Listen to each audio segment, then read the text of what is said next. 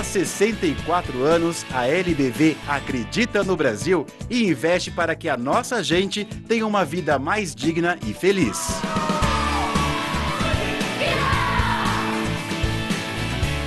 Seja um elo nessa corrente de amor, ajudando a transformar o nosso futuro. Ajude a mudar.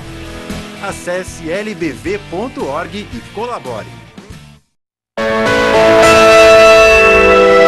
Muito já foi feito.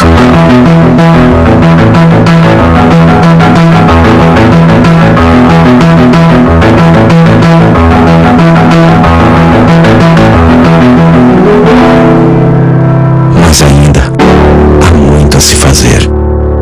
Unicórnios. Todo mundo merece ver a vida. Uma iniciativa Hospital Banco de Olhos de Porto Alegre.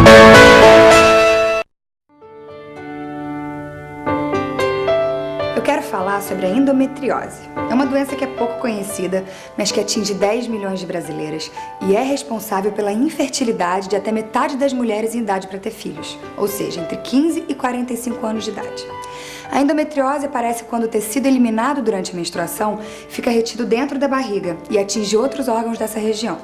Um dos principais sintomas é a dor intensa durante a menstruação, que piora com o passar do tempo, mesmo depois do período menstrual ter acabado ou mesmo fora dele.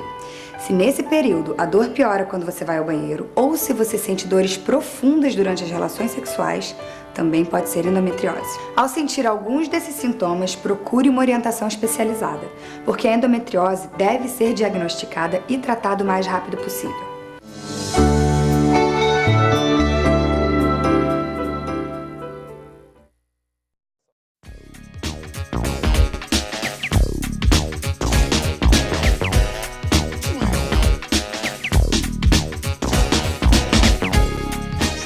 Volta, um programa Norte em Ação, agora o nosso quadro Alô Doutor, e com a grata satisfação estamos recebendo novamente dentro do programa a doutora Simone Lemes, ela que é psicóloga, especialista em psiquiatria clínica e forense, e participa mais uma vez aqui conosco hoje para falar sobre os aspectos psicológicos da violência, né? A violência do dia a dia, uma série, né, de situações que se montam aí e até coisas aterrorizantes, né, que vêm acontecendo no mundo moderno e que as pessoas, né, para lidar com essa situação, têm de realmente se preparar. E é nesse sentido que nós vamos conversar com ela. Tudo bom? Tudo bom. Obrigada pelo convite. Nós é que ficamos felizes em mais uma vez tê-la aqui conosco e ainda mais para falar de algo que realmente tem preocupado muito as pessoas, que é a questão da violência e seus aspectos psicológicos, que realmente um evento, né, um furto, um assalto, uma colisão, né, dentro do trânsito. Tem uma série de situações que realmente hoje acontecem com mais frequência e que precisam ser trabalhadas e que têm reflexo, né? Nesse sentido, então, doutora Simone, que eu gostaria que a gente ingressasse agora e, claro, passasse essas informações para o pessoal que está lá do outro lado, porque a gente sabe, né, da nossa realidade hoje, né, e como é difícil realmente conviver com isso. Claro. Bom, que a violência, ela cresce a cada dia, isso já é uma coisa constatada, certo? A grande preocupação nossa é como lidar, né? Ou seja, quais são os aspectos psicológicos e o que fazer após uma situação, como tu disse, de assalto, enfim. Tá? O que eu tenho visto, principalmente no consultório, são pessoas que chegam com sintomas de síndrome do pânico, inclusive estresse pós-traumático, depressão. E eu gostaria de trazer hoje essa questão de o quanto é importante para, digamos, até os familiares poderem identificar isso numa pessoa, né? Digamos, enfim, filho, pai. Por que isso? Porque está muito banalizada a questão da violência, né? Então é quase como a gente está num grupo e perguntar quem já foi assaltado? Aí todo mundo, eu, né? E uma pessoa diz para aquele que não foi, tu não foi ainda, né? Mas logo tu será. Então, assim, como é que a gente lida com isso? E mais que eu penso que é importante, né? Poder, então, como eu falei antes, identificar, porque cada pessoa ela vai lidar com aquela questão. Então, por exemplo, um pequeno furto, né, isso não quer dizer que ele vai ser o aspecto psicológico maior do que um assalto à mão armada. Então, eu vejo assim, que as pessoas, né, que estão cometendo os crimes, enfim, assaltos, elas estão cada vez mais destemidas, né? E elas não... o que está acontecendo? As pessoas elas estão se fechando cada vez mais com medo, e o ladrão, no caso, né, ele está cada vez mais não se importando. E uma coisa interessante que eu vejo também é as pessoas, por exemplo, quando se deparam com um ladrão, que ele está, digamos, com uma arma, mas não fez absolutamente nada em termos de violência com aquela pessoa, e essa pessoa, então, que foi vítima, ela diz, bom, melhor ele do que uma pessoa que está sob efeito de drogas. Quer dizer, ainda assim, né, a violência ela é igual, mas a gente ainda fica feliz porque poderia ser pior. O que, como eu falei, a gente se depara no consultório são pessoas que vão se isolando, né? Então elas não vão mais, não tem mais coragem de sair de casa, e se isso não for identificado vai causar um transtorno, porque na verdade, infelizmente, a violência ela está aí. É difícil, né, a gente, digamos, conseguir, né, vencer isso, não, por mais que possa ser uma visão pessimista, mas como a gente vai lidar com isso é o que mais importa, né? Realmente tem, como a senhora bem disse aqui, tem a questão do pessoal sempre procura os atenuantes, né, para justificar uma situação como essa, que na verdade não tem justificativa. Essa é a grande verdade, né? Então, é um problema social grave, sério, que vivemos, e que, contudo, as pessoas realmente têm que se preparar para enfrentar e, evidentemente, até administrar situações como essas dentro da sua vida, de forma a que ela não seja mais atingida do que aquele agravante daquele ato, né? Aquele ato agressivo, né, de chegar e realmente a pessoa se sentir ali coagida e pressionada, né, de uma forma tal que cada um tem uma reação. E isso também tem efeitos e tem complicadores. Tem pessoas que, numa situação grave, riem, tem pessoas que ficam caladas, quer dizer, cada uma pessoa tem uma reação. E, evidentemente, que a senhora que, quando recebe dentro do consultório pessoas com esse tipo de problema, a senhora procura orientá-los. E, nesse sentido, assim, o pessoal que está nos acompanhando agora, né, que se identificou com uma dessas situações, porque tem aquelas pessoas que reagem imediatamente, né, a qualquer situação de agressão, a reação é natural dela, não tem como frear, porque é da natureza dela. Então ela tem que trabalhar essa situação. Tem aquelas pessoas que ficam caladas, que não falam nada, tem as pessoas que gritam, e tem as pessoas que realmente ficam ali congeladas com a situação. Paralisadas, né? Quando a gente pensa, né, no assalto, então, propriamente, eu já, digamos, já tratei assim de pessoas, né, que tiveram essa reação. Então vamos imaginar assim, por exemplo, uma mulher, né, que tem um porte físico bem mais frágil do que um homem, e essa pessoa ela literalmente reagiu, né? Bom, assustou, nesse caso ela assustou o ladrão, né, e ele então ficou preocupado e fugiu. E um outro aspecto também que eu vejo é assim, quando acontece um assalto e tem várias pessoas no ambiente. Então, assim, cada um pensa no outro. Então, assim, realmente dá muita vontade de reagir. Mas e se der errado? Entendeu? Então, o grupo, por exemplo, no trabalho, é o que mais se pensa. Às vezes a gente nem pensa. Às vezes essa pessoa que tem esse temperamento que vai reagir, ela tem que pensar que ela corre o risco de botar o grupo, os colegas, por exemplo, né, ficar à mercê de uma reação, né, dessa pessoa que está cometendo então esse crime, esse assalto. E isso, depois que então termina o assalto, a gente vê muito, por que eu não fiz isso? Por que eu não fiz aquilo? Mas o que eu tenho detectado é justamente assim, a preocupação. Então, enquanto tem dois aspectos, enquanto o grupo se une, né, para que nada dê errado, né, então, rouba e vai embora, né, nós temos outra situação, que é muitas vezes as pessoas serem atacadas nas ruas e ninguém faz nada.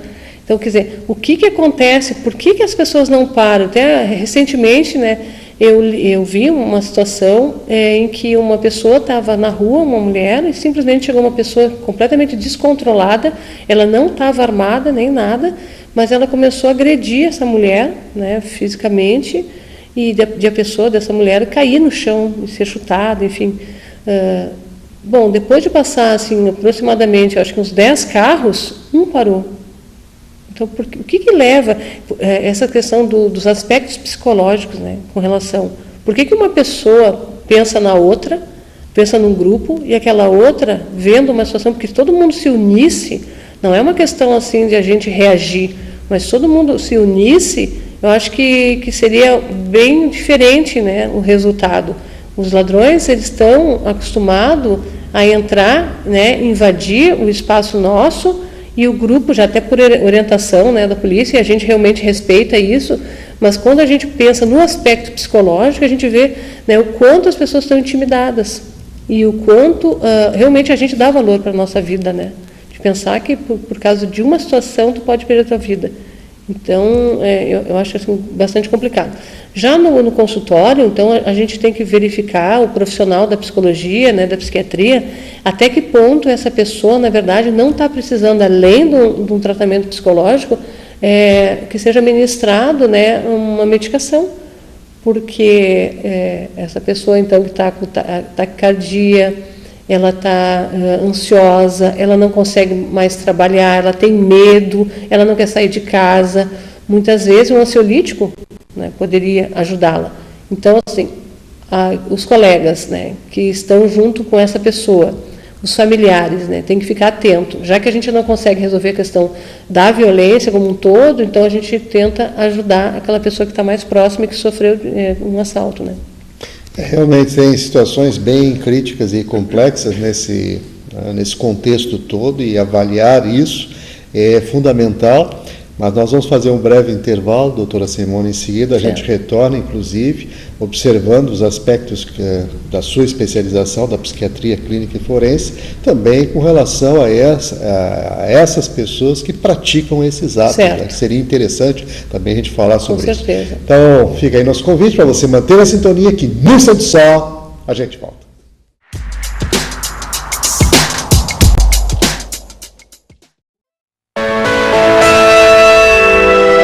Muito já foi feito.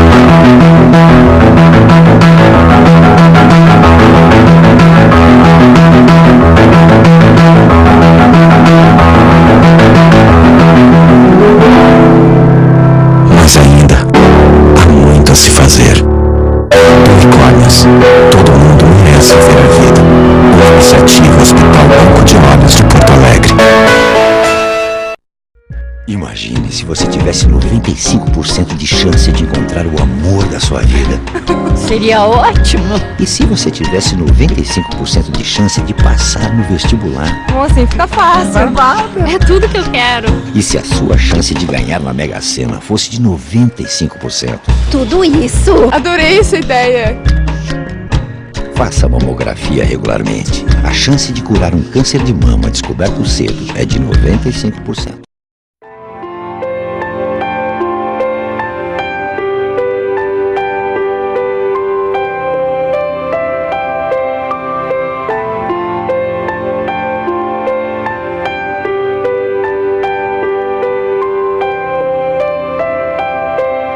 Você pode mudar a história de uma vida. O Instituto Ver é uma ONG que estimula e reabilita gratuitamente a visão infantil. Colabore.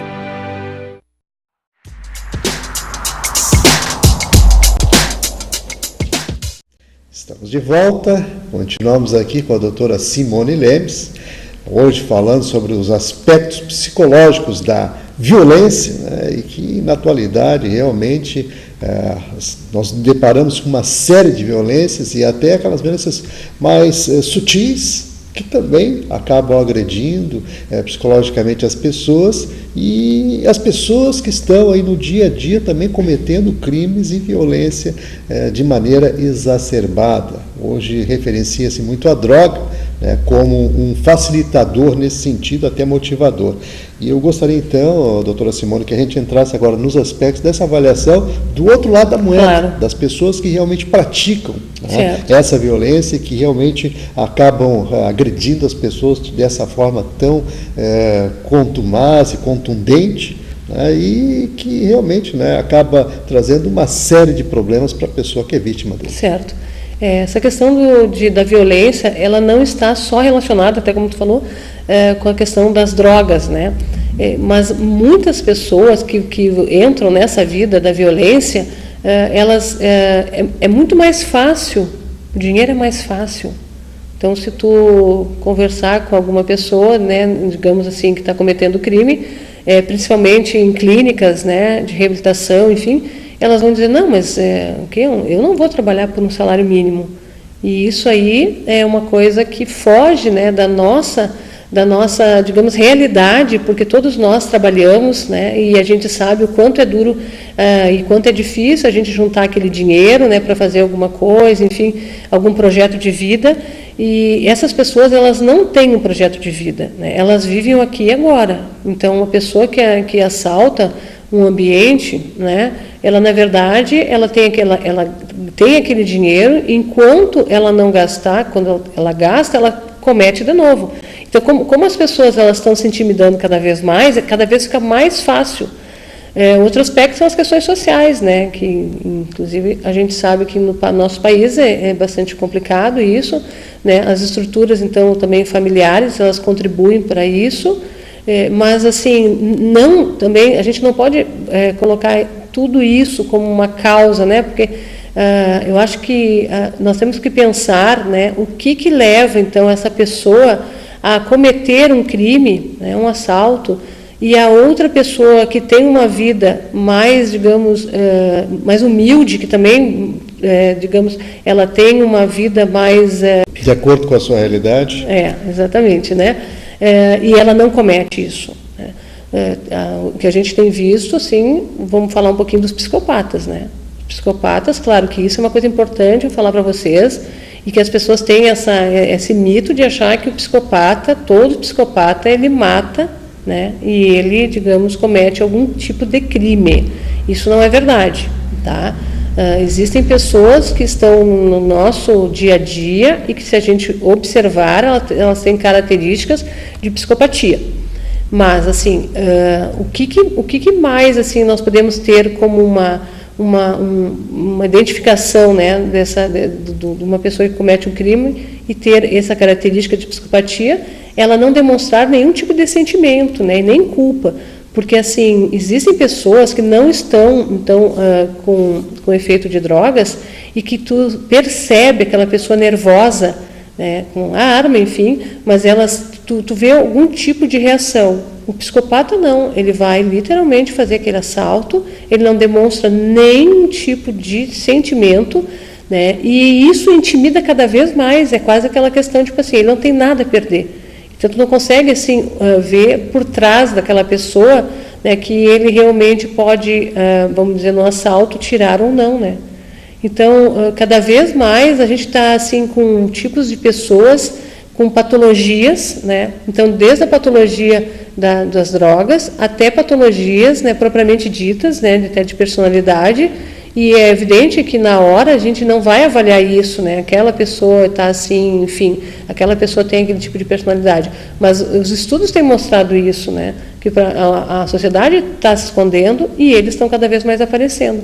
E outra questão, a gente pode observar no nosso dia a dia, as casas, né? Cada vez mais as pessoas elas estão se fechando, elas estão se gradeando, elas estão com alarme e ainda assim é pouco.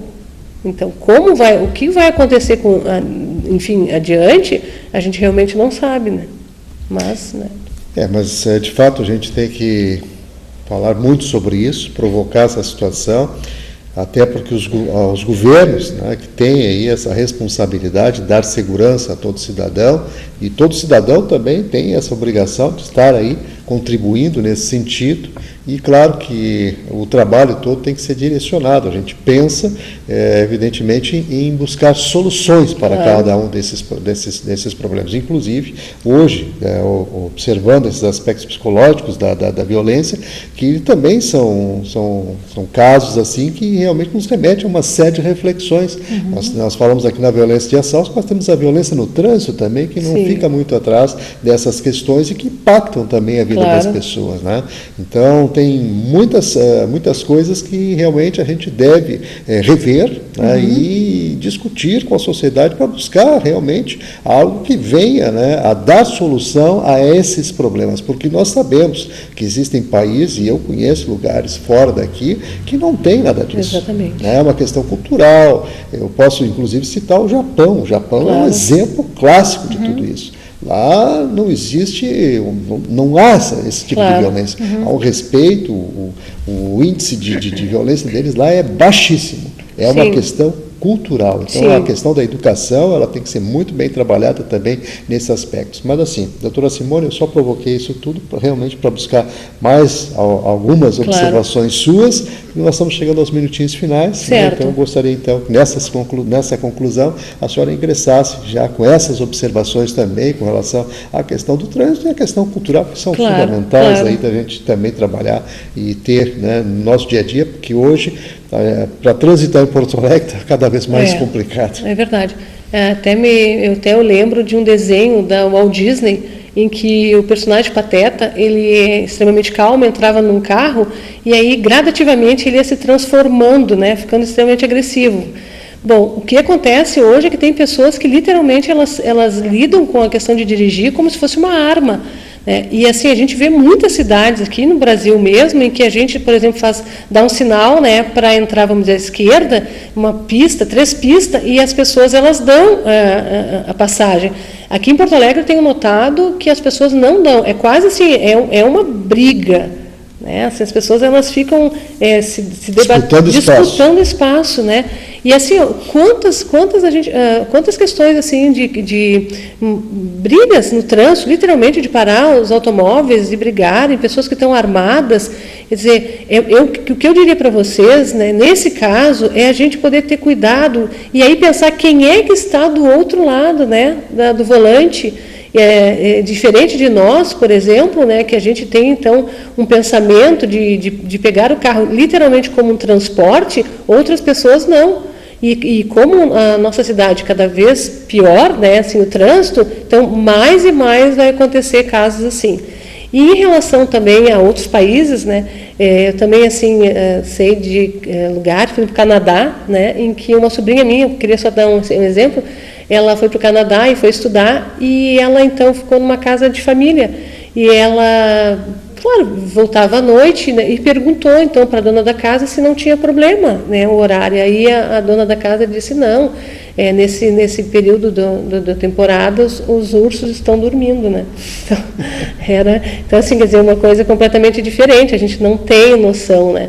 Então, assim, o que eu gostaria de deixar, assim, uma mensagem para vocês, né, para a gente poder, então, cada vez mais, por mais utopia que possa parecer, se unir, respeitar, assim, as situações em que a gente corre o risco e respeitar também até no sentido, assim, ó, de pensar quem é que está atrás daquele volante, quem é que está atrás daquela arma. A nossa vida, ela vale muito, muito, e não é por segundos, né, que a gente vai deixar, então, de perder uma vida, né?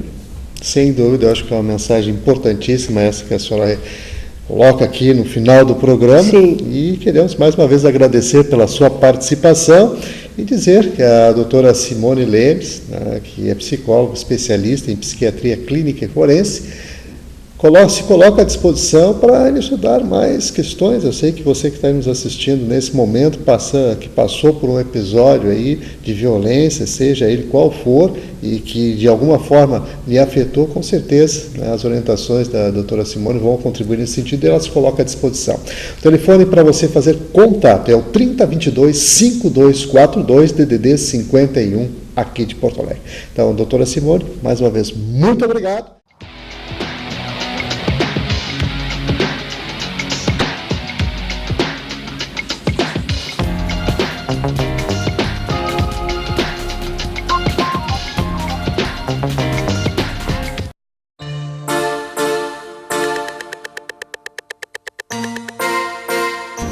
As delegacias especializadas no atendimento à mulher buscam combater a violência contra a mulher, atuando tanto preventivamente como repressivamente.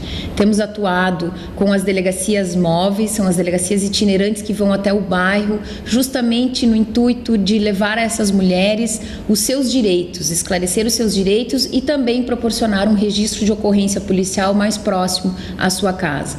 Fizemos inúmeras palestras, eventos, buscando sempre esse trabalho preventivo e atuando repressivamente na questão do combate à violência contra a mulher, prendendo os flagrantes, os agressores em flagrante e também preventivamente quando descumprem as medidas protetivas de urgência. Estamos à disposição em Porto Alegre, no Palácio da Polícia, na Avenida João Pessoa, 2050, 24 horas à disposição da mulher vítima de violência.